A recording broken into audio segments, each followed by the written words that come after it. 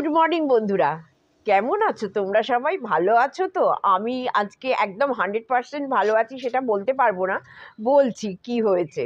তা যাই হোক, welcome back to my channel lifestyle with টিঙ্কুর তরফ থেকে তোমাদের সবাইকে স্বাগত জানাই।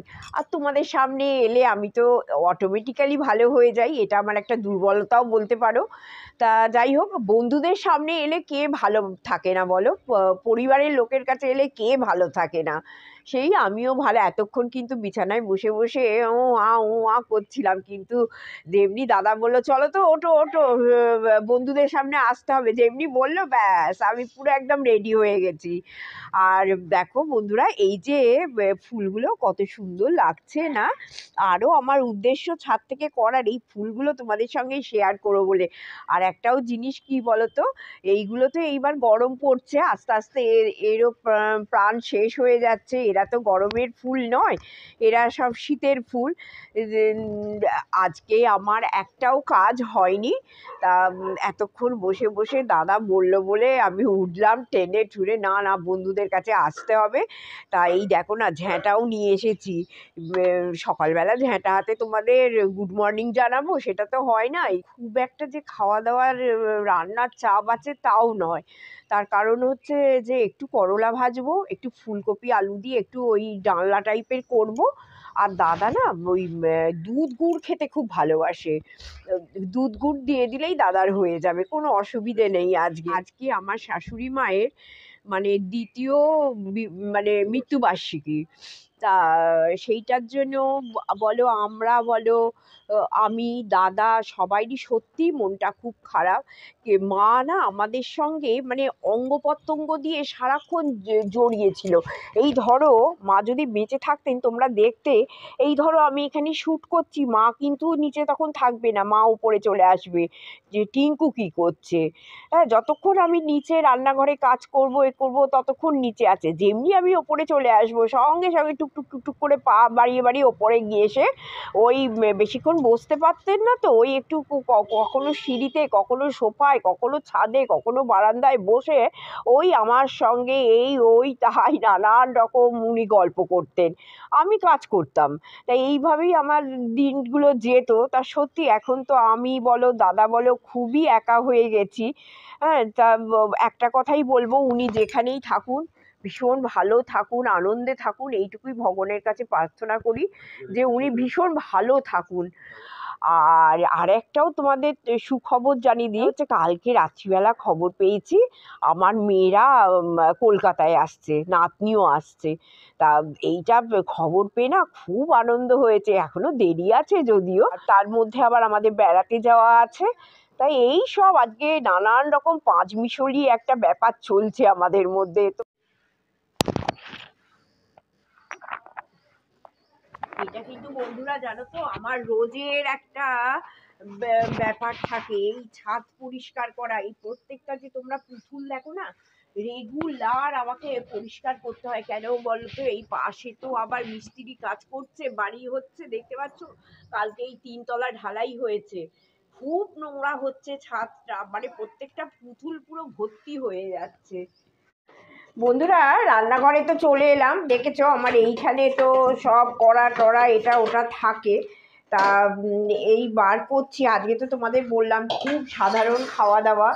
আর যেহেতু এটা আমার ইচ্ছে, মায়ের মৃত্যুবার্ষিকীর দিনটা আমরা একটু নিরামিষ খাবো, এটাই আমাদের ইচ্ছা। আবার আজকে শনিবার পড়ে গেছে, তা সেটা তো খুবই ভালো হয়েছে। যেমন আমি আমার নিজের মায়ের ক্ষেত্রেও সেটাই করি, যে মায়ের যেদিন মৃত্যুবার্ষিকী, মানে আমার মা হচ্ছে 20 তারিখ জুন মাসের মারা গেছিলেন, একটুখানি নিরামিষে থাকার। আর সত্যি কথা বলতে বন্ধুরা দেখো, ভগবান তো বাবা মাই বলো, তারাই আমাদের পৃথিবীতে এনেছেন, আমাদের ভালোভাবে সুস্থভাবে বড় করে তুলেছেন, মানুষ করেছেন, সেটাই তো অনেক বড় পাওনা না? নাহলে তো আমি এত কিছু কোনোদিন দেখতেই পেতাম না। বাবা মায়ের যে একটা নিজেদের স্বার্থ ত্যাগ করে তিল তিল করে তার সন্তানকে হ্যাঁ, এগিয়ে নিয়ে যাওয়া, বড় করা, সেটা অনেকটা মানে রাখে। আর সত্যি কথা বলতে যে আমি কখনো ঠাকুরের জায়গায় তোমাদের দেখাবো, আমার ওপরে ও দাদার যেমন নিচে ঠাকুর ঘর আছে, সেই রকম আমার ঠাকুরের জায়গাতে না আমার মায়ের একটা ফটো রেখে দিয়েছে। আমি রেগুলার ফুল দিই, একটু ধূপ দিই, একটু পুজো করি। আমার কাছে কেন মনে হয় যে বাবা মাই হচ্ছে আসল ভগবান, তার কোনো বিকল্প হয় না। আমি আমার শাশুড়ি মাকেই নিয়ে বেঁচে ছিলাম, তা কি আর করা যাবে, তিনিও আমাদের ছেড়ে চলে গেছেন। বয়সও হয়েছিল প্রায় 83 বছর, 84 বছর একটা বয়স হয়েছিল। তা আজকের দিনটা ওনাকে নিয়েই যেন বারে বারে কথাগুলো মুখে চলে আসছে, অন্য কিছু মানে মুখে আসছেই না জানো। মানে এত ওনার সঙ্গে আমি জড়িয়ে লেপ্টে ছিলাম যে আমার যেন প্রতিটা কাজকর্মেই ওনার, দেখবে তোমরা একটা জিনিস, আমি এখন রান্না দেখাই বা কিছু করি সঙ্গে সঙ্গে বলি আমার শাশুড়ি মা এটা করতেন, এইটা শিখিয়ে গেছেন, এইটা মানে ওনার এত মানে ইন্সপিরেশন ছিল সব ব্যাপারটা। আর আর উনি শুধু সবসময় বলতেন টিঙ্কু তুমি কিছু একটা করো, কিন্তু আমার সত্যি আমার কিছু কোনোদিন হয়নি। তোমরা তো জানো আমি অনেকটা ওই রূপচর্চা নিয়ে পড়াশোনা করেছি, মেয়েকে ডাক্তার করেছি, তা ওর সঙ্গে সময়টা কাটাতে বা ওকে সময়টা দিতে গিয়ে সত্যি বন্ধুরা কিছু না সেইভাবে করে উঠতে পারিনি। তা যাই হোক, এইখানে একটুখানি দেখো ফুলকপির ডালনা করে নেব। যা দেখো আমি কেমন করি বলো তো, তোমাদের একটু শেয়ার করে দিই। এই যে ফুলকপিগুলোকে বড় বড় করে কালকে রাত্রিবেলা কেটে ধুয়ে আমি একদম নুন মাখিয়ে আমি এটা শুতে গেছি। তাহলে কি হবে, এটা বেশ একটা না নরম নরম একটা ব্যাপারও হয়ে যায়, নুনটাও ভেতরে ভালো করে ঢোকে, আমার সকালবেলা রান্নাটা করতেও কোনো অসুবিধা হয় না। চলো। গুড মর্নিং বন্ধুরা, লাইফস্টাইল উইথ টিঙ্কুর পক্ষ থেকে প্রত্যেক ভিউয়ার, প্রত্যেক পরিবারের প্রত্যেক সদস্যকে এবং যারা আপনারা সাধারণ ভিউয়ার যারা এখনও আমাদের সাবস্ক্রাইব করেনি তাদের সবাইকে আমরা বিশেষ বিশেষ শুভেচ্ছা জানাচ্ছি, আন্তরিক অভিনন্দন জানাচ্ছি। আর গভীর দুঃখের সঙ্গে বলছি, গত 2 বছর আগে আমার মা আজকের দিনে আমাদের ছেড়ে চলে যান। লীলা বসু 2022 সালের 17ই ফেব্রুয়ারি বিকেল 5:04 উনি আমাদের ছেড়ে চলে যান। তো তাকে মাল্যদান করে, মালায় ভূষিত করে, বাগানের ফুল দিয়ে তাকে প্রণাম জানিয়েছি। এবং আর একটা অবয়ব আছে যেখানে মা বাবা দুজনে আছেন, সেখানেও আমি তোমাদের নিয়ে যাচ্ছি। এই আমার মা বাবার যৌথ ছবি তাদের বয়সকালে। তো আমি তোমাদের জাস্ট দেখালাম।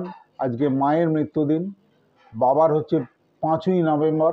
তোমাদের আমি দেখালাম যে মায়ের যে ছবি, মা এবং আমার বাপি দুজনকার যে ছবি, সেখানে আমি তাদের মৃত্যুদিনে মালা দিই। আমি আগে মা যা ভালোবাসতো হয়তো খাবার সাজিয়ে দেবো এমন ভেবেছিলাম, কিন্তু আমাকে আমার যে গুরুজনরা আছে তারা আমাকে দিতে বারণ করেছে। তাতে নাকি আত্মা এই জায়গা ছেড়ে যায় না, সুতরাং কোনো রকম খাবার দাবার দিয়ে নাকি আপ্যায়ন করতে বারণ করেছে। নিজের অন্তরের শ্রদ্ধা, মাল্যদান এবং মনের ভক্তি দিয়ে মায়ের কাছে বা বাবার কাছে নিজের যা কিছু বলার সেটা বললেই তার প্রতি ভক্তি অর্পণ করা হবে, তাকে প্রণাম জানানো হবে। তো আমি আমার গুরুজনদের কথাগুলোকে মেনে চলেছি। এখন আমরা চায়ের আড্ডায় বসছি, এই আমাদের চা তোমাদের দেখিয়ে দিলাম। তো আমরা চায়ের আড্ডায় বসেছি এবং সেখানে কিছুটা স্মৃতিচারণ করব, কারণ মা মাই হয়, এটা নতুন করে জ্ঞান আর তোমাদের দিচ্ছি না, কারণ তোমরা সবাই জানো। আর আমাদের দুজনের সঙ্গে মায়ের একাস্টান যেটা ছিলাম সেটা একটু অন্য ধরনের ছিল, কারণ মা কিছুটা বন্ধুর মতন আমাদের সঙ্গে সব কাজে থাকতো। এবং মাকে আমি হয়তো প্রফেশনালি বিভিন্ন কাজে ব্যস্ত থাকতাম এবং বেরিয়ে যেতাম, মাকে বলতাম মা তুমি কিন্তু রান্নাঘরের পাশটাতে চুপ করে দাঁড়িয়ে থাকবে, এমন ভাব করবে যেন কি করছে বৌমা সেটা দেখছো, কিন্তু মেন উদ্দেশ্য থাকবে ও যেন আগুনের সামনে একা না যায়। বটি ইত্যাদিতে ইমার্জেন্সি যে কুটতে হয়, যদিও আমার কুটনো কোটার লোক আছে, কিন্তু স্টিল ও যেন করতে গিয়ে নিজের হাতটা কেটে না ফেললেও যাতে আমরা সঙ্গে সঙ্গে রিমেডি করতে পারি, এর জন্য মাকে পোস্টিং করে রাখতাম। তো মা ওকে বুঝতে না দিয়ে ওর সঙ্গে সমানে চোখে চোখে রাখতো।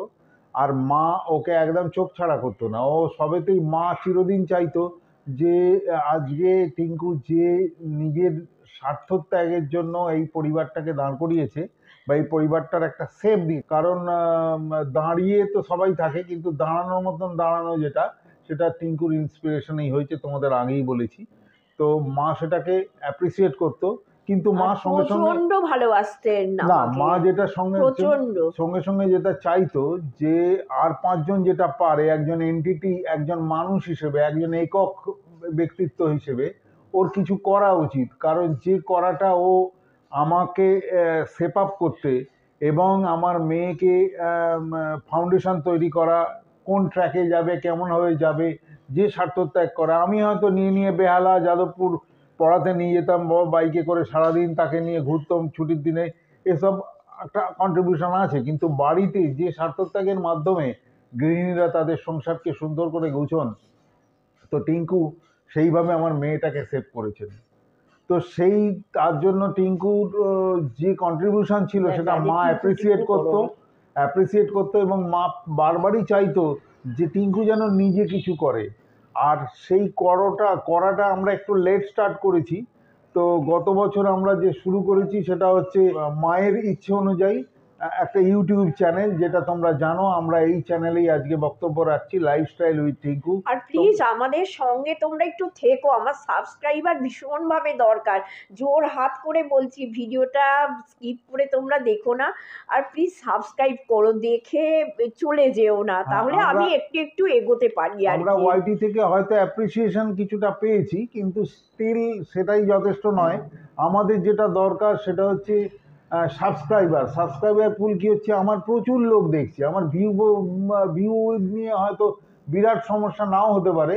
তো মেন যেটা সমস্যা সেটা হচ্ছে সাবস্ক্রাইবার পুলটা খুব কম, লোকে দেখছে, এনজয় করছে, চলে যাচ্ছে, পরের দিন এসে কমেন্ট লিখছে, সব ঠিক আছে, কিন্তু সাবস্ক্রাইব করছে না। প্লিজ এটা খুব একটুখানি দরকার। সঙ্গে থেকো তো যাই আমাদের। হোক, আজকে মায়ের মৃত্যুদিনে আমাদের গভীর দুঃখের সঙ্গে বলছি, মা চলে যাওয়াটা আমাদের খুব কষ্টের। মা মাই হয়।